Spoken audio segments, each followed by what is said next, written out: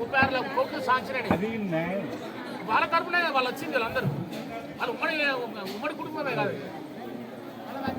Birthday కూడా ముఖ్యమంత్రి కుమారుడు అక్కడి మంత్రి నారా లోకేష్ గారి యొక్క బర్త్డే వచ్చింది. వాళ్ళకి ఎంపీ గారు వచ్చారు.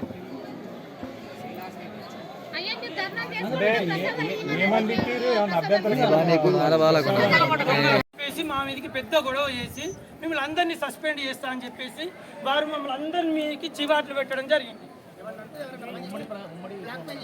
వారు మరి వాళ్ళు మనకు మొన్ననే 36 కోట్లు పెట్టేసి మనకు సత్రాలు కడుతున్నారు కదా.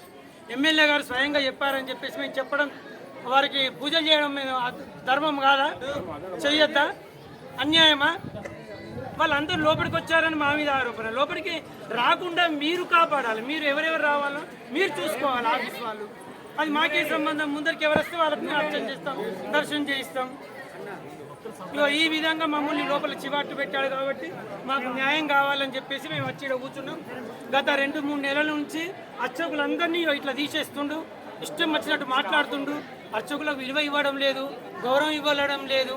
అర్చకులు అంటే అతను తన కింద సఫాయి వాళ్ళలాగా పనిచేసే వాళ్ళలాగా చులకన చూడడం జరుగుతుంది. ఏమన్నంటే ప్రతి ఒక్కరిని మీరు అడగండి దయచేసి. మీరు ఒకసారి